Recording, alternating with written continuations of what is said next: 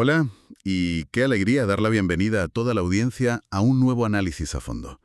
La verdad es que estoy encantado de estar aquí otra vez para abordar un tema que, bueno, nos toca muy de cerca. Hola.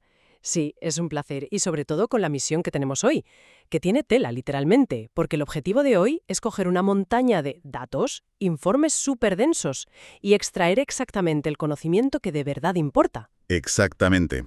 Y, a ver, para nuestra exploración de hoy, tenemos sobre la mesa un documento que, sinceramente, a mí me ha dejado bastante impresionado por la escala que maneja. Es que no es para menos. No lo es. Nos vamos a sumergir en el reciente informe de la OCDE del año 2025 titulado Unlocking High Quality Teaching o Desbloqueando la enseñanza de alta calidad. Y lo que lo hace tan diferente es que no es el típico manual lleno de, de teorías abstractas que luego nadie sabe cómo aplicar. Claro, el típico texto de pedagogía de despacho. Exacto. Este documento entra de lleno en las aulas reales, baja al barro para ver qué funciona empíricamente. Y entra a un nivel de detalle que podríamos llamar microscópico. El documento original mapea la enseñanza excelente dividiéndola en 5 grandes objetivos. Y dentro de eso desgrana unas 20 prácticas muy concretas. Que son muchísimas. Son muchísimas. Por eso, intentar abarcar todo eso en un solo análisis sería una absoluta locura. Totalmente inabarcable, sí. Por eso, nuestra misión para esta inversión en los datos es aislar y diseccionar exclusivamente uno de los objetivos. Uno muy particular, además. Sí, uno que de entrada a quienes esté escuchando le puede sonar un poco blando o etéreo, pero que resulta ser el más revelador de todos. Hablamos del apoyo y desarrollo socioemocional en las aulas. Así es. Es un área que históricamente siempre se ha visto como, digamos, el hermano menor frente al rendimiento académico puro y duro. Las matemáticas o la lengua siempre iban primero. Siempre. Sin embargo, antes de entrar en materia y siguiendo las indicaciones metodológicas estrictas de la fuente que estamos analizando, hay que hacer un par de precisiones fundamentales sobre los datos que vamos a manejar. Claro, el contexto es clave aquí. ¿De qué cifras estamos hablando exactamente? Pues para mejorar la percepción de los datos y hacerlos más fáciles de visualizar en este análisis, vamos a redondear las cifras. Estamos hablando de unas 150 escuelas en unos 50 países. Es una muestra verdaderamente global. Una barbaridad de datos. Lo es. Pero además es importante aclarar que al revisar este estudio internacional, si alguien de la audiencia busca datos de la región de Murcia, debemos indicar que la muestra usada en el estudio no permite extraer datos fiables para esta comunidad. Entendido. Cifras globales con esa pequeña salvedad local metodológica. Vale, vamos a desgranar esto, porque cuando alguien menciona el concepto de apoyo socioemocional en un colegio, creo que la imagen mental automática es una clase donde todos están sentados en círculo. Cantando canciones, ¿verdad?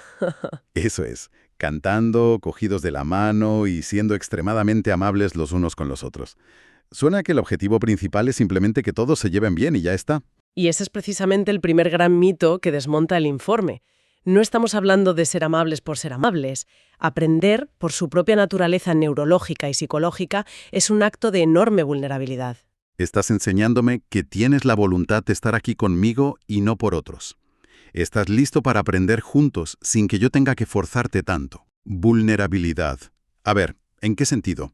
Piénsalo un momento. Aprender algo nuevo significa tener que admitir públicamente que no sabes algo. Ya, claro. Significa levantar la mano, intentar formular una idea a medias, equivocarte, que te corrijan y, a menudo, hacer todo este proceso frente a un grupo de 25 o 30 personas que te están mirando fijamente. Uf, la verdad es que, visto así, suena a una auténtica tortura. A los adultos ya nos da pánico hablar en público en una reunión de la oficina, así que no me quiero imaginar a un chaval de 10 años. Exacto. Los seres humanos aprenden a través de interacciones sociales. Desde que somos muy pequeños, nuestras competencias sociales forman la base literal de las estructuras cerebrales que nos permiten un desarrollo cognitivo complejo. El cerebro necesita percibir seguridad para poder concentrarse. O sea que, si un estudiante siente miedo a que se rían de él en clase, ¿qué es lo que pasa físicamente en su cerebro? Que su amígdala se activa de inmediato. Su cerebro entra en un modo de supervivencia, un modo de lucha o huida. Madre mía. Si un alumno siente ansiedad, miedo al ridículo o siente que no encajan en el grupo, su carga cognitiva se desvía. Toda esa energía mental se va hacia la autoprotección. Se centra en no parecer tonto frente a sus compañeros en lugar de centrarse en cómo resolver la ecuación de la pizarra. Qué fuerte. O sea, la energía mental se consume gestionando el ego y el miedo social, y literalmente ya no queda batería para las matemáticas. Así de simple.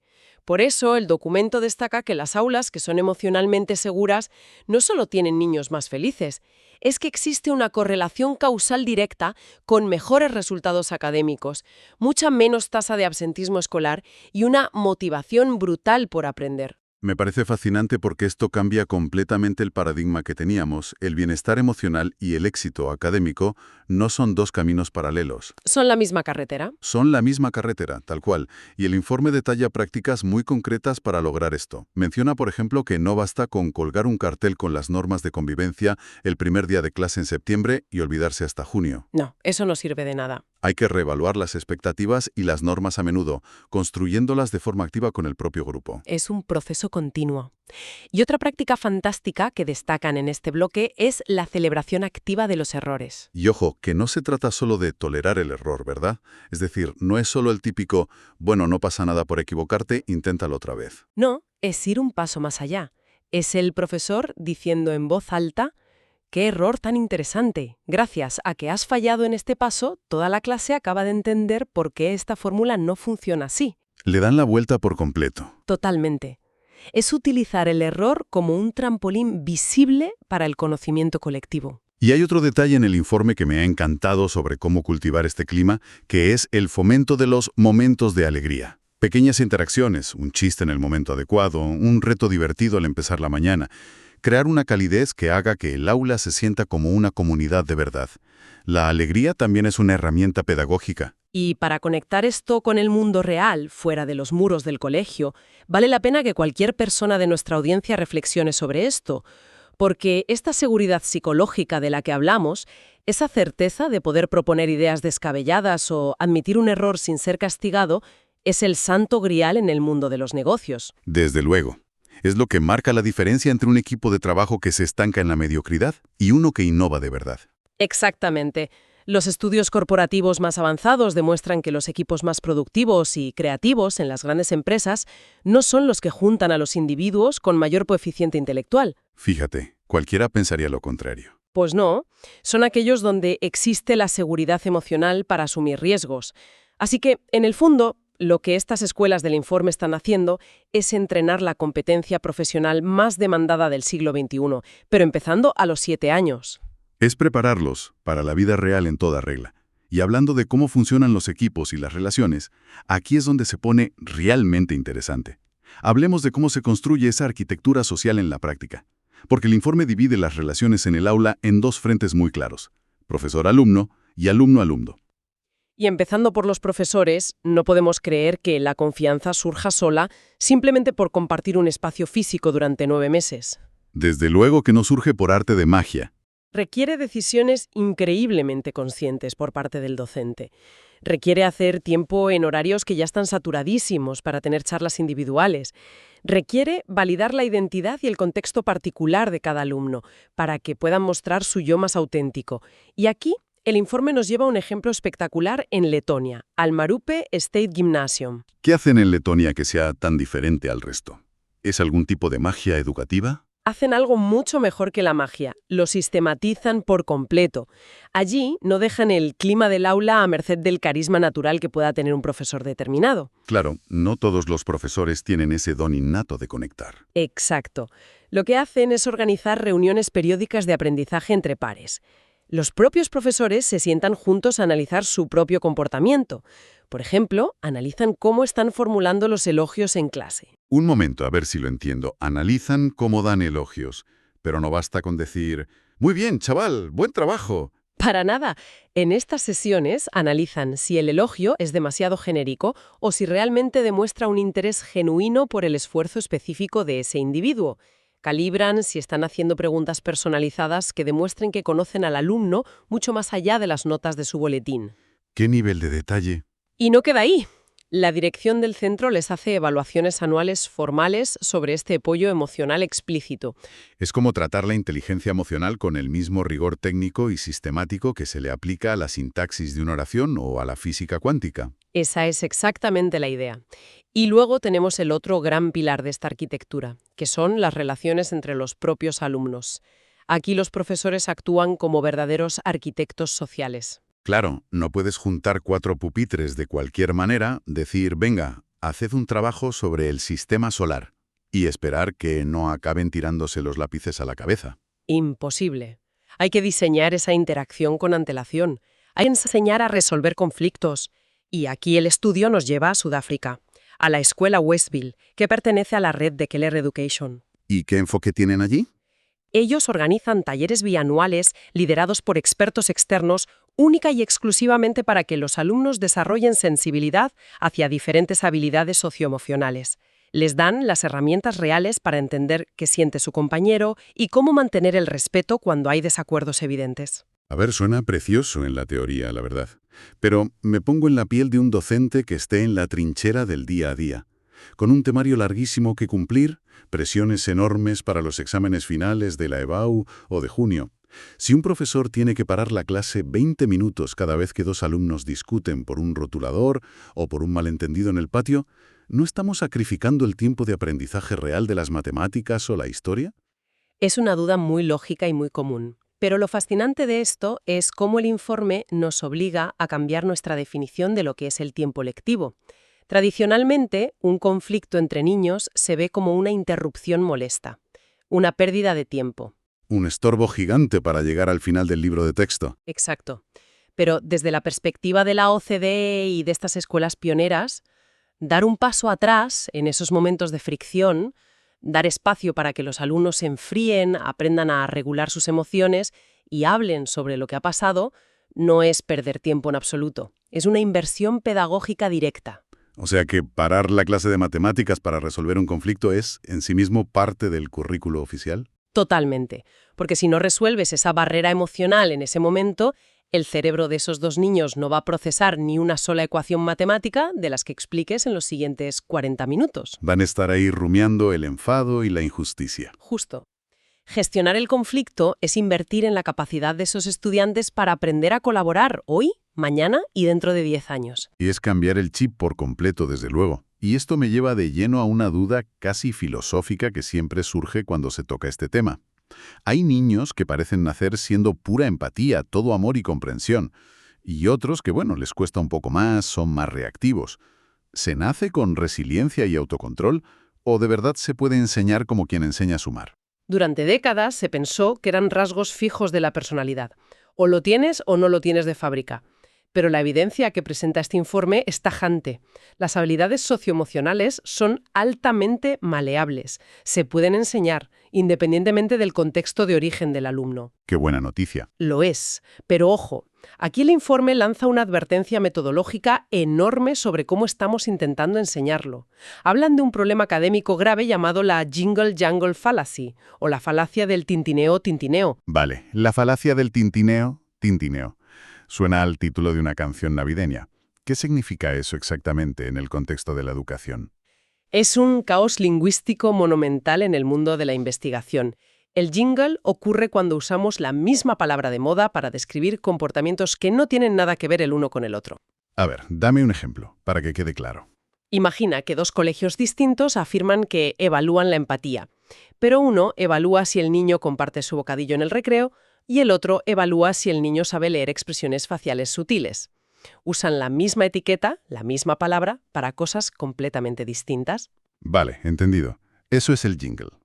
¿Y el jangle qué sería? El jangle es exactamente lo contrario. Es usar términos completamente distintos para referirnos al mismo fenómeno psicológico. Un colegio dice que fomenta la perseverancia, otro colegio dice que fomenta la tenacidad, otro dice resiliencia, y acaban discutiendo sobre cuál es mejor programa educativo cuando psicológicamente están midiendo y enseñando exactamente lo mismo. ¡Qué locura absoluta! Así es imposible saber qué métodos funcionan empíricamente, si cada uno habla un idioma distinto. Entonces, ¿cómo propone el informe solucionar esta especie de torre de Babel educativa? Aportando rigor científico, el documento se alinea firmemente con un modelo psicológico que ya está muy establecido, el modelo de los 5 grandes rasgos de la personalidad o el Big Five en inglés. Este modelo agrupa todo en 5 dominios muy claros: mentalidad abierta, desempeño de tareas, conexión con otros, colaboración y regulación emocional. Vale, vamos a repasarlos. La mentalidad abierta incluye cosas como la curiosidad, la conexión con otros, supongo que la sociabilidad y la empatía. Todo eso lo pillo. Pero, ¿desempeño de tareas? Suena a evaluación de productividad de un empleado en una empresa tecnológica. Suena un poco frío, sí. Pero en el contexto del aula, el desempeño de tareas es pura persistencia y autocontrol. Es la capacidad real del alumno de sentarse, concentrarse frente a un problema difícil que no le sale a la primera y no tirar la toalla a los 5 minutos. Entendido. Vale, tenemos el mapa claro y el vocabulario estandarizado. Pero la cuarta práctica que señala el informe, y creo que es fundamental, es que esto no se puede quedar en un papel colgado en la sala de profesores. Hay que enseñarlo activamente y crear un vocabulario compartido con los propios alumnos. Y aquí mencionan el caso del Vilnius Barbora Radvilaite Proimnation en Lituania. Lo de ese colegio en Lituania es para tomar nota, de verdad. Han implementado sesiones diarias de reflexión de 10 minutos. ¿Todos los días? 10 minutos cada día, religiosamente en todos los cursos escolares. En ese rato cierran los libros y hablan exclusivamente de estas habilidades utilizando ese vocabulario común que han establecido. ¿Y cómo es una de esas sesiones por dentro? ¿Simplemente se sientan en círculo a hablar de sus sentimientos y ya está? Va muchísimo más allá de un simple ¿qué tal estáis hoy? Es práctica deliberada. El profesor puede preguntar al grupo: ¿quién siente que hoy ha demostrado persistencia en una tarea difícil? ¿Qué pregunta más potente? Y los alumnos aprenden a identificar esa emoción exacta en su propio cuerpo y a ponerle la etiqueta correcta. Y si conectamos esto con el panorama general, te das cuenta del inmenso reto que supone esto para el profesional, para el docente. Porque los niños tienen detectores de hipocresía infalibles. Ya te digo, si les das una charla de 10 minutos sobre la importancia del autocontrol y la serenidad, pero luego el profesor pierde los papeles gritando porque la fotocopiadora del pasillo no funciona, el mensaje se cae a pedazos en un segundo. Exactamente, se desmorona. Por eso el informe insiste tantísimo en que el rol del profesor es el de un espejo constante. Tienen que modelar estas habilidades en tiempo real frente a los alumnos. Si el proyector de la clase se rompe en medio de la explicación y el profesor tiene unas ganas locas de tirarlo por la ventana, no debe ocultar su frustración bajo una sonrisa falsa. Oh, no. Debe enfadarse frente a ellos, así, sin más. Debe verbalizarlo de forma sana y explícita. Debe decir en voz alta: clase, me siento muy frustrado ahora mismo porque la tecnología ha fallado y quería enseñaros este vídeo tan chulo.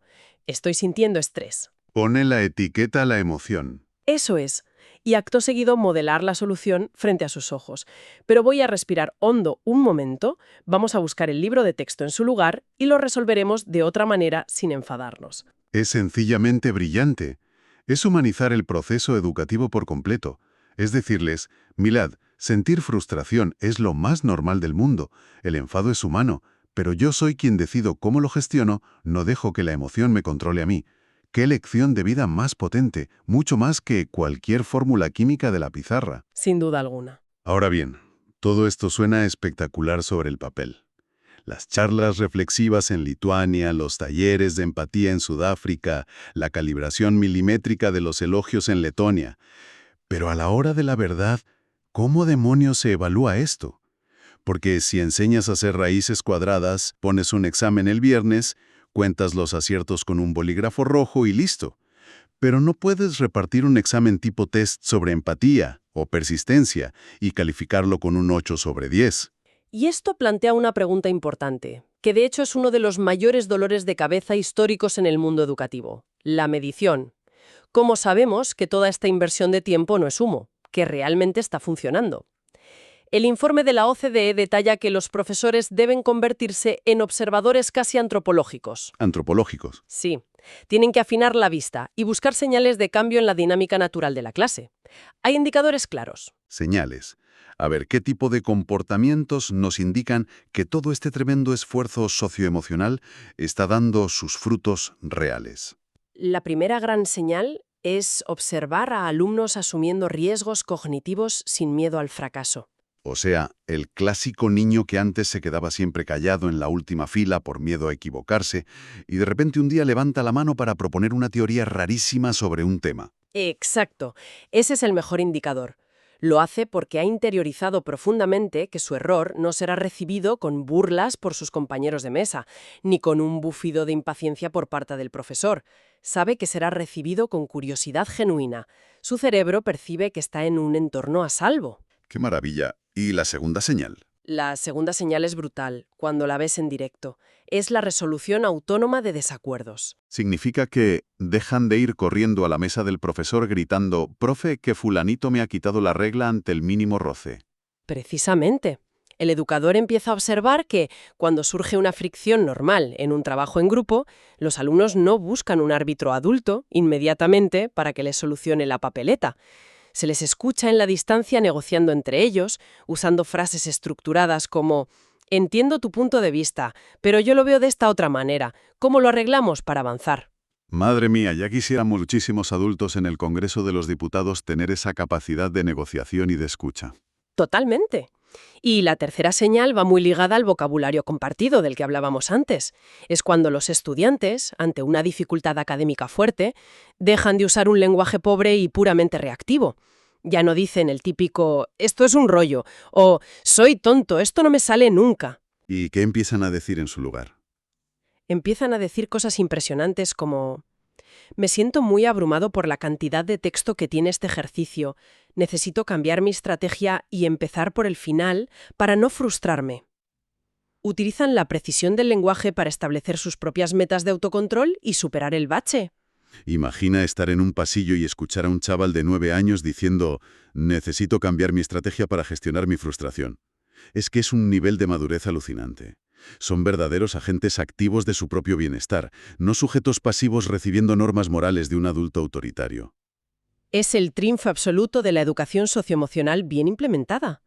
Cuando un profesor ve esas tres señales interactuando a diario en su aula, sabe que la estructura invisible de la clase es sólida como una roca. Entonces, ¿qué significa todo esto? Si tuviéramos que empaquetar toda esta inmersión en los datos en una sola idea principal para quien nos escucha hoy, diría que el informe deja clarísimo que enseñar es muchísimo más que escupir datos sin parar. Desde luego. Aprenderse la lista de los reyes godos, memorizar los ríos de Europa o dominar la tabla de multiplicar es clave, por supuesto que sí. Nadie en su sano juicio dice lo contrario. Pero ese soporte socioemocional trabajado de forma metódica, deliberada y completamente explícita es la verdadera llave maestra. Si no abres primero la cerradura de la seguridad emocional, el cerebro del alumno sencillamente se niega a absorber la información. Me gustaría dejar a nuestra audiencia con una reflexión, llevándolo un paso más allá de lo puramente escolar o académico. Si la evidencia internacional nos dice que estos enfoques funcionan y las escuelas más punteras están pasando de ser fábricas de memorización a sofisticados laboratorios de resolución de conflictos e inteligencia emocional, ¿qué va a pasar cuando toda esta generación crezca y salga al mundo real? Fíjate, esa es una gran pregunta. Imagina una generación entera que lleva desde los 7 años entrenándose a diario con rigor metodológico para identificar sus bloqueos emocionales, para escuchar con empatía genuina a quien piensa distinto y para resolver disputas sin recurrir a la dominación, al insulto o al grito. Si llegan al mercado laboral y a las urnas con ese nivel de madurez estructural, ¿cómo transformará esto la toxicidad brutal que vemos hoy en el discurso político en tantos países? ¿O cómo reconfigurará por completo las dinámicas de poder y de liderazgo en las empresas del futuro? Es una idea que da un vértigo maravilloso y que nos demuestra que lo que pasa hoy un martes cualquiera en un aula de primaria está diseñando literalmente el tejido social del futuro. De toda la audiencia en este análisis a fondo. Nos escuchamos en la próxima inmersión en los datos. Hasta pronto.